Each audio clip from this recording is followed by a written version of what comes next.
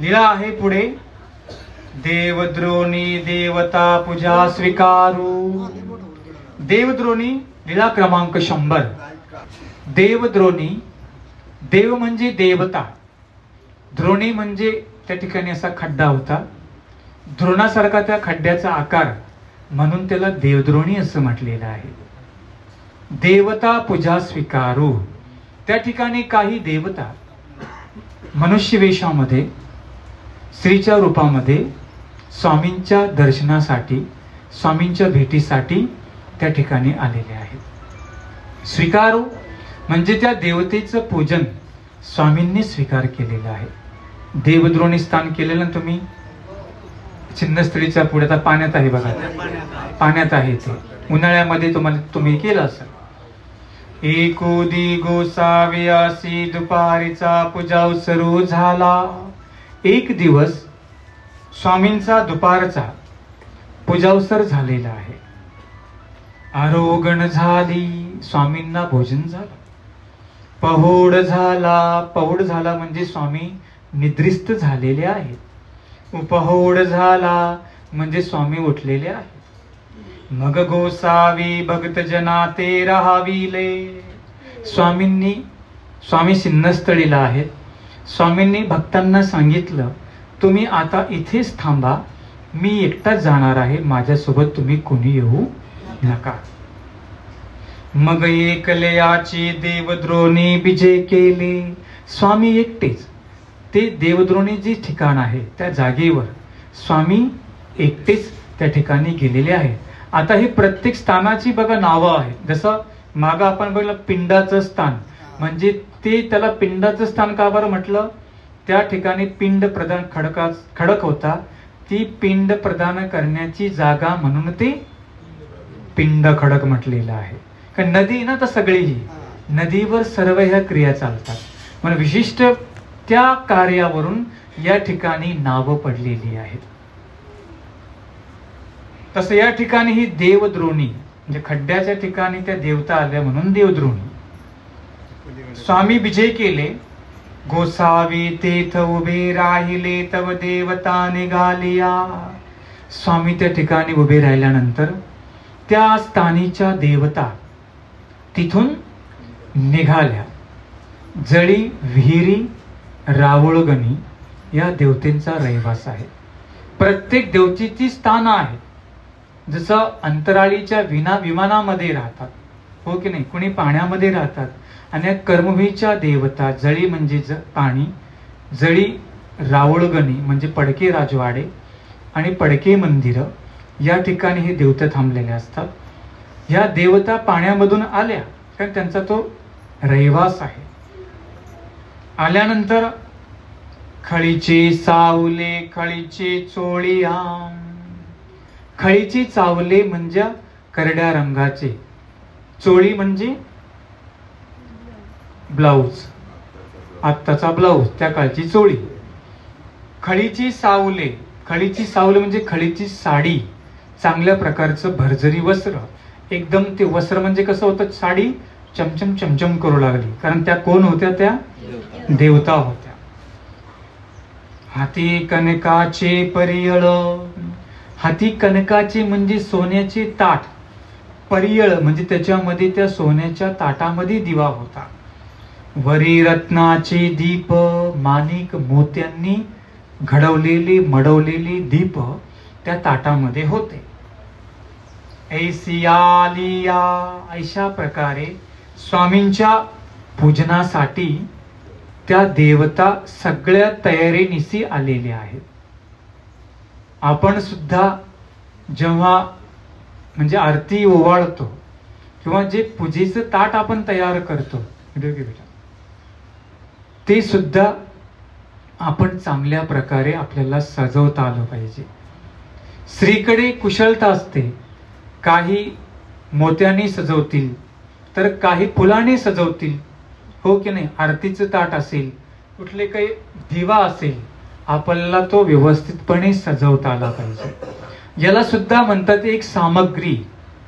स्वामींच्या ठिकाणी देवता प्रत्यक्ष पूजनासाठी आल्या म्हणजे देवता सुद्धा परमेश्वराच्या दर्शनाची अपेक्षा करतात. काल कोणी अपेक्षा केली? आपण लीळा पाहिली. कोण घेऊन गेले मुलं? लक्ष्मी. तिला पण देवाचं दर्शन घ्यायचं होतं ना, म्हणून तर मुलं घेऊन गेली.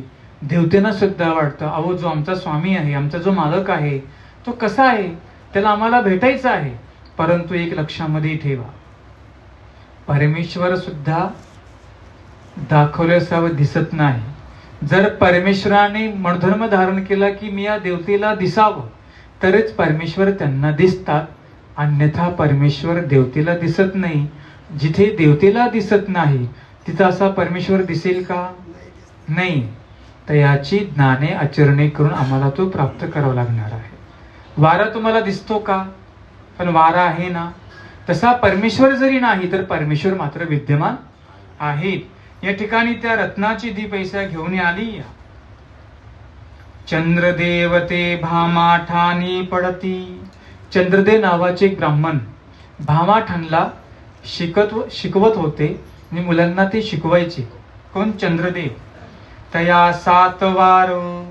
आता हे शिक्षक असल्या कारणाने यांना 7 घरी 7 रविवार यांना भोजनासाठी बोलवत होते. कशामुळे? हे आमच्या मुलांचे गुरु आहेत, आमची मुलं यांच्याकडे शिकतात, म्हणून 7 रविवार त्यांना लावून दिलेले होते. जे दिशे तयासी वार नाही ते दिसे ते गोसाव्याच्या दर्शनायेती. जर एखादा कोणता वार शिल्लक असेल तर त्या दिवशी ते स्वामींच्या भेटीसाठी नेहमी येत असत. म्हणजे कधी? ज्या दिवशी त्यांना कोणत्या घरी भोजनाचं आमंत्रण नाही त्या दिवशी ते स्वामींच्या भेटीसाठी येत होते. ते ताती तव गोसाविया ते बिजे करता देखिले आले. जेव्हा ते आले आणि स्वामींनी त्यांना तिकडून येताना बघितलं आणि ज्या ठिकाणी स्वामी गेले त्याच ठिकाणी हे सुद्धा जाऊन पोहोचले. आता हे येत कुठे होते? हे स्वामींना भेटण्यासाठी सिन्नस्थळीला. पण स्वामींना कुठे पाहिलं यांनी? देवद्रोणीला. त्याच ठिकाणी भेटण्यासाठी गेले. गोसाव्यासी पूजा होतासे. स्वामींची ती देवता पूजा करू लागल्या आणि भियाले. आणि त्या देवतेला पाहून हे घाबरले. ते का ढगाड राहिले. त्यांना वाटलं आतापर्यंत मी भरपूर बाया बघितल्या, भरपूर स्त्रिया बघितल्या, या परिसरातल्या मी सगळ्या बाया ओळखतो, पण एवढ्या धाडधिप्पाड बाया आणि एवढ्या चांगल्या वस्त्र परिधान केलेल्या, एवढ्या ज्या तेजपुंज. देवता कशी आहे? प्रकाशमान आहे ना. ज्ञान सुख सामर्थ्य ऐश्वर हे पंचप्रकार त्यांच्या ठिकाणी आहेत. आणि या काहीतरी कोणतरी वेगळ्याच आहेत. अशी व्यक्ती मी कधी पाहिली नाही. आता ही व्यक्ती होती का? त्या कोण होत्या? देवता होत्या. आणि मग हे घाबरले तसे एका ढगाच्या आडवे म्हणजे एका खडकाच्या आडवं जाऊन लपून राहिले. गोसाव्यासी तेही पूजा केली दंडवते घातली श्रीचरणा लागले मग गोसावी तयासी पाठवणी दिसली. त्यांनी आपली पूजा केली, रत्नाने ओवाळलं, दीपाने ओवाळलं आणि ओवाळल्यानंतर त्या देवता आपल्या स्थानी निघून गेल्या. चरित्रामध्ये एक प्रसंग येतो की नंद बाबा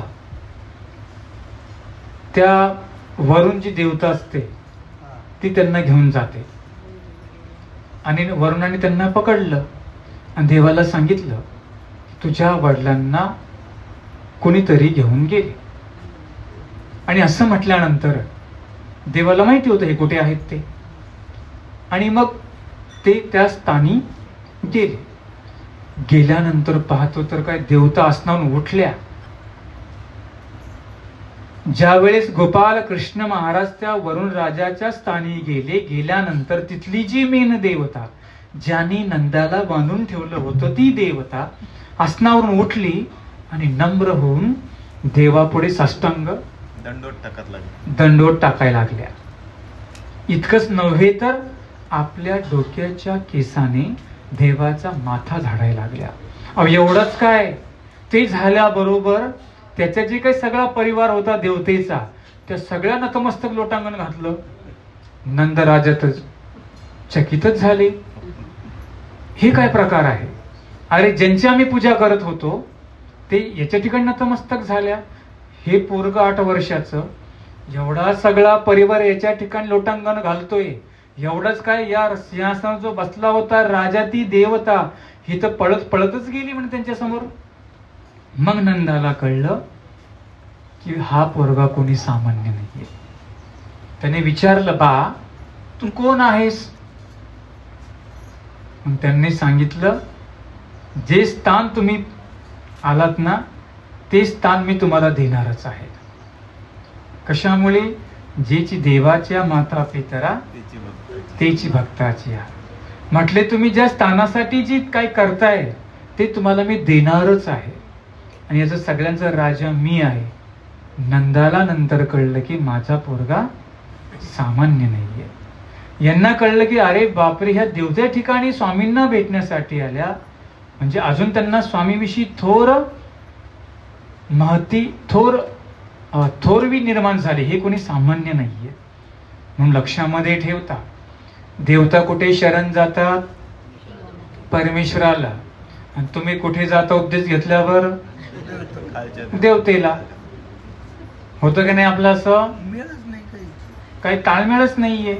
आणि म्हणून दत्तात्रेय महाराजांना ब्रह्मा विष्णू महादेव हे सगळ्या स्थानीची देवता बद्रिकाश्रमला गेल्या की बाबा आमच्यावर संकट आलं, त्या देवल्याने जे लिंग निर्माण केलं आता ते आकाशाला टेकत आहे.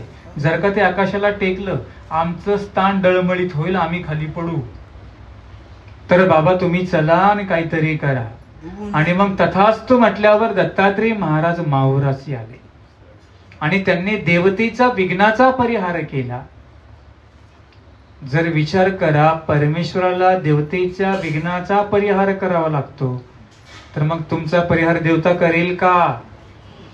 मग फक्त माना हलवू नका, ते गोष्टी अंमलामध्ये आणण्याचा प्रयत्न करा. काही हो, परमेश्वराला मी सोडणार नाही, हे लक्षामध्ये ठेवा. आणि मग त्या ठिकाणी त्या वरुण राजाला त्या वरुण देवतेने देवाची पूजा केली आणि मग पुन्हा नंदाला सोडलं. त्या दिवसापासून नंद आणि यशोदांची देवावर थोर बुद्धी आलेली आहे. एवढंच कशाला, जेव्हा गोपालकृष्ण महाराजांनी त्या यमुनेमध्ये उडी मारली, तो कालिया इकडे काय म्हटले, आता हे वापस येणार नाही, वापस येणार नाही, वापस येणार नाही. यशोदा माता तर चक्कर येऊनच पडली, बेशुद्ध झाली, कोमामध्ये गेली होती. सगळे आले आणि नागाच्या फणावर बसून आमचे गोपालकृष्ण महाराज नृत्य करत वर आले. तो दिवस म्हणजे नागपंचमी. आहे का माहित तुम्हाला? त्या दिवसाला नागपंचमी म्हणतात, जेव्हा गोपालकृष्णांनी या कालियाचं मर्दन केलं. त्याला सांगितलं हा डोह सोडून जा आणि दुसरीकडे जाऊन बस, पण याला होती गरुडाची भीती. देवाने सांगितलं माझा ठसा तुझ्या डोक्यावर आहे, आजपासून तुला गरुड काही करणार नाहीये. म्हणजे परमेश्वर देवतेला अभय देतात, परमेश्वर जीवांना सुद्धा अभय देतात आणि जीवाची मुक्तता परमेश्वर करतात. म्हणून तुम्ही थोर परमेश्वराचे आहात, तर एकदा उपदेश घेतल्यावर देवतेला शरण जाण्याची अजिबात तुम्हाला गरज नाही. हे चरित्र मात्र लक्षामध्ये ठेवा. ठीक आहे. गोसाव्या ते विजय करता देखिले आले, गोसाव्यासी दंडवते घातली श्री चरणा लागले, मग गोसावी तयासी म्हणितले. मग स्वामी तयासी पाठवणी दिली, चंद्रदेव आले. स्वामी त्यांना म्हणतात, हे काही चंद्रया तुम्ही केदवा आले ती. का हो म्हटले, चंद्रया तुम्ही आमच्या ठिकाणी कधी आलात? तुम्हाला येऊन किती वेळ झाला? जी मी आत्ताची आला. ते पण देवाला खोटं बोलतात. म्हटले देवा हे काय, तुम्ही बघितलं ना, मी आत्ताच आलो म्हणे तुमच्या जवळ. पण देवाला माहिती होते कधी आले ते. काही देखिले, ते देव म्हणतात जर तुम्ही आत्ता आला तर मग तुम्ही काही पाहिलं का? जिजेथोने देवता निघाले याती, गोसाव्यासी पूजा केली, आणि मग हे सगळं आता खरं सांगायला लागतात. म्हटले देवा, मला येऊन 15-20 मिनिटं झाले आणि नेमका मी आलो आणि त्या कोणीतरी स्त्रिया तुमचं त्या ठिकाणी पूजन करू लागल्या आणि त्यांना पाहिल्याबरोबर मी घाबरलो. ते प्रकाश होता ना त्या ठिकाणी, आणि प्रकाश असल्या कारणाने ती पुढे जाऊ शकले नाही. मी ढगाच्या आड लपून राहिलो. ती जी पूजा करत होत्या ती सर्व पूजा मी आपल्या ठिकाणी बघितलेली आहे. मग तिया गोसाव्याच्या चरणा लागलिया. मग तिया गोसाव्याच्या चरणाशी लागल्या म्हणजे देवता, म्हणजे कोण सांगताय आता हे? चंद्रभान सांगतायत बरं का देवाला. मी सगळं पाहिलं, देवता आल्या, पूजा केली, तुमच्या पायाला लागल्या, दंडवत केल्या, तुम्हाला ओवाळलं आणि ते निघून गेल्या. मी सगळं डोळ्याने मी बघितलं. सर्वज्ञे म्हणितले बायसा सांगती तरी सांगू नये. बायसा पुसती तरी नको सांगो. आता बायसा तुम्हाला विचारतील देवाने तिथं जाऊन काय केलं. बायसांना माहिती होतं देव असे जात नाही. बायसांना खोटं बोला, खरं सांगू नका. जर का तुम्ही खरं सांगितलं तर बायसांचा मला ऐकावं लागेल. म्हणून आम्हाला का नाही दाखवलं, आम्हाला का बरं नाही नेलं, आम्ही आलो नसतो का? कारण प्रेम्या भक्त होते, तेवढा अधिकार प्रेम्याचा असतो, हो की नाही? सेवा करतो त्याचा अधिकार असतो, तो हक्काने बोलू शकतो. कोण? सेवा करणारा. फुकटचं बोलू शकत नाही. प्रॉपर्टी कोणी मागावी? आई बापाची. कोणत्या मुलांनी? हा, आणि तुम्ही सुद्धा सेवा करणाऱ्यालाच द्यावी. नाही नाही, माझं पोरगं डॉक्टर आहे, तुझ्या काय कामाचं? इंजिनियर आहे, तुझ्या काय कामाचं? वकील आहे, तुमच्या काय कामाचा? कामाचा कोण आहे बिचारा? सेवा करतो तो कामाचा. तो कसा का असे ना, सेवा करतोय ना तुमची, हे महत्वाचं आहे. म्हणून सेवा करणाऱ्याला मेवा भेटला जातो. असा कुठे फुकट कोणाला मेवा देऊ नाही आणि फुकट कोणी घेऊही नये. एक गुरु होते, 2 शिष्य होते. एक शिकलेला होता, एक अडाणी होता. आणि गुरु प्रसन्न झाले. आता विद्या संपली. गुरुजवळ फक्त विद्येपुरतं राहायचं असतं. विद्या संपल्यानंतर त्या धर्माचा प्रचार करायचा असतो, प्रसार करायचा असतो. गुरुला दाढी वाढलेली होती. गुरुने सांगितलं, बेटा आता विद्या संपलेली आहे, आशीर्वाद देतो. आणि दिल्यानंतर एक दाढीचा केस हाताला आला आणि तो शिष्याला दिला. 2 शिष्य दोघांकडे निघून गेले. ज्याने अभ्यास केला होता त्याला काहीच झालं नाही, कारण सेवा नाही केली त्याने. एक बिचारा अडाणी होता, अभ्यास केला नव्हता, त्याला काही भरपूर प्रगती होत गेली. त्याने सांगितलं, मी एवढा हुशार, मला काहीच नाही झालं. पण बघा, हा शिष्य अडाणी होता, याची किती भरभराटी झाली. काय गुरुनी जादूची कांडी तर दिली नाही याला. आणि पुन्हा तो गुरुकडे गेला. कोण? ज्ञानी शिष्य. म्हटले, गुरुजी मी पण तुमच्याकडे शिकलो, तो पण तुमच्याकडे शिकला, त्याची भरभराटी झाली, माझी का बरं नाही? तुम्ही काय दिलं? म्हटले, काय नाही, दाढीचा त्याला फक्त मी केस दिला. दाढीचा एक केस दिला. मग म्हणे मला पण द्या. नहीं बेटा, आशीर्वाद दिया जाता है वो निकल जाता है, दिया नहीं जाता वो निकल जाता है. दिला नाही. यांनी गुरु झोपल्यावर 2-4 केस कात्रीने कापून घेतले आणि घरी घेऊन आपल्या उपरण्यामध्ये बांधून ठेवले, पेटीमध्ये. 1 वर्ष 2 वर्ष झालं, भरभराटी का बरं होत नाही? काहीच झालं नाही. जर तुम्ही दाढीचा एक केस दिला तर एवढी भरभराटी झाली. मी तर 4-5 घेऊन गेलो केस दाढीचे, भरभराटी का बरं नाही? पुन्हा गुरुकडे आला.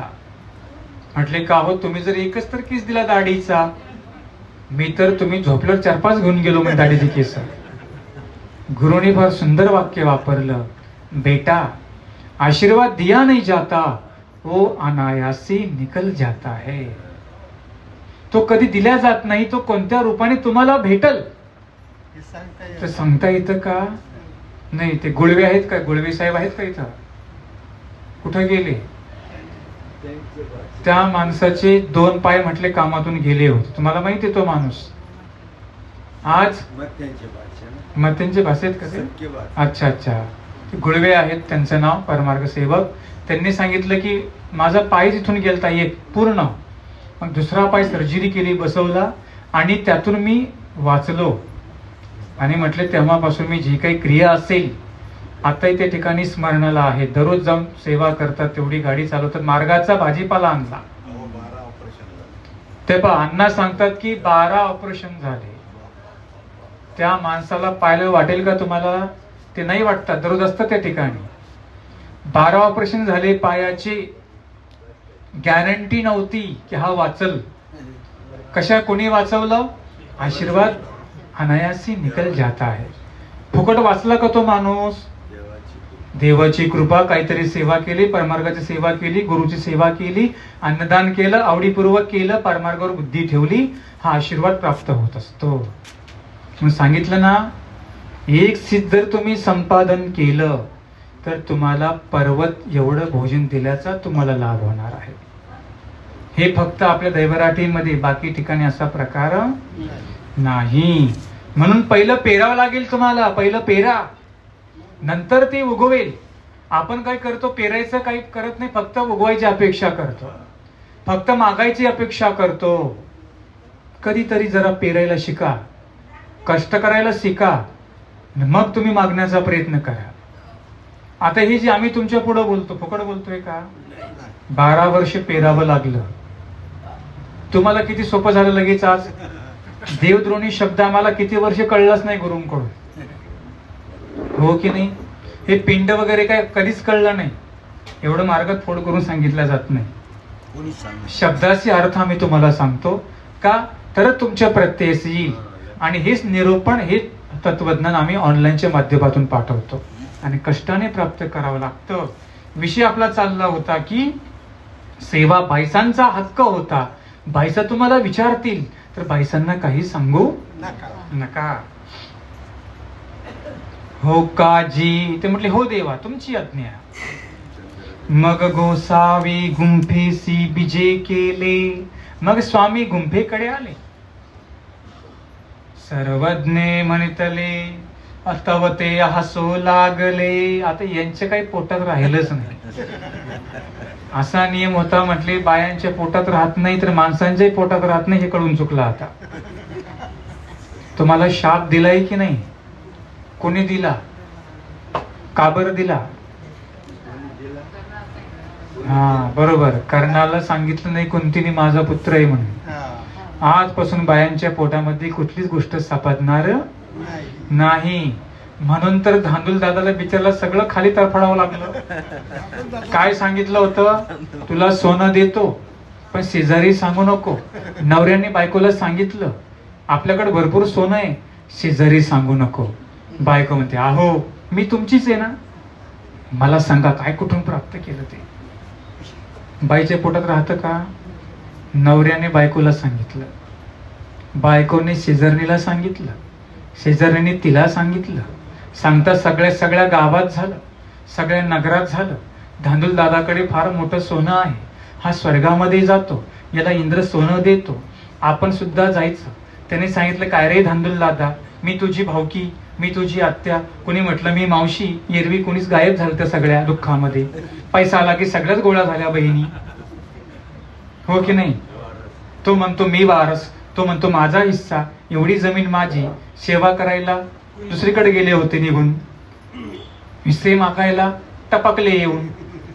सगळे त्या ठिकाणी आले. कुठे? धांदूल दादाच्या घरी आले सगळेजण. एवढं कुठून डबुला आणलं? ते म्हटले स्वर्गातून. म्हणे आम्हाला पण घेऊन चल. ते म्हटलं ठीक आहे. आता याला गोड गोड बोलले. माणूस काय गोड बोललं की फसतो, हा पगळलंच. मग म्हटले या घरी इतक्या वाजता इतक्या स्टेशनला या.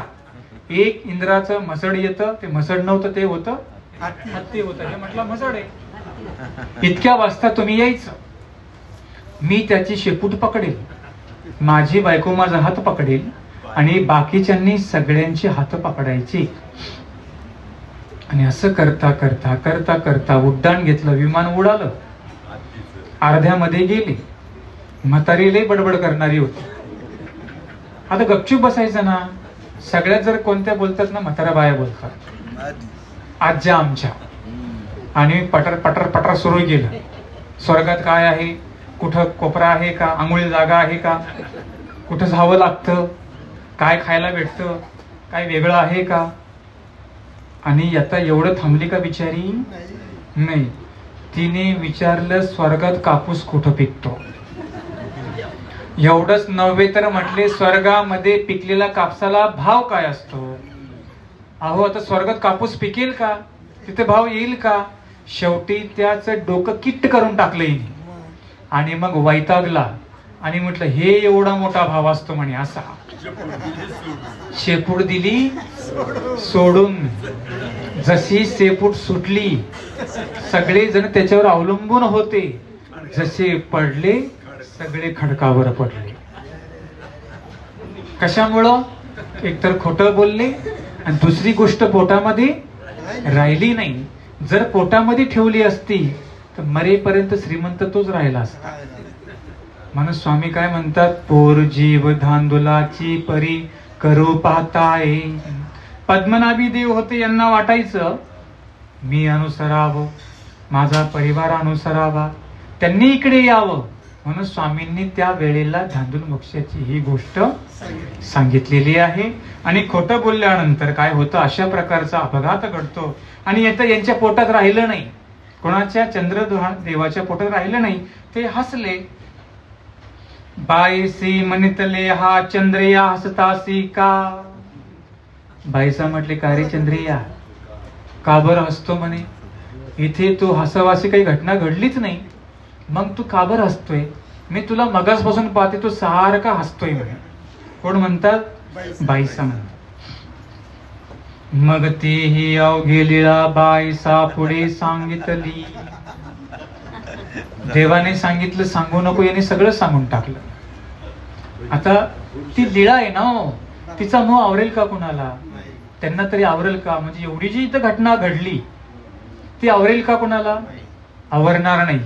आणि म्हणून अशा प्रकारे सगळं वृत्तांत सांगितला. देवता आल्या होत्या, खळीची चावली, हातामध्ये सोन्याचं ताट, सोन्याचा परियळ, ते दिवे होते. स्वामींना ओवाळलं. ओवाळल्यानंतर त्यांनी चरण झाडलं आणि त्या देवता निघून गेल्या. आम्ही 20 मिनिटाचा हा त्यांचा जो सोहळा स्वतः मी डोळ्यांनी बघितलेला आहे. बाईसे म्हणतले हा बाबा मज का चुकविले. बाईसा म्हणते का हो बाबा, मज का बरं चुकविले. तुम्ही मला का बरं घेऊन गेला नाही.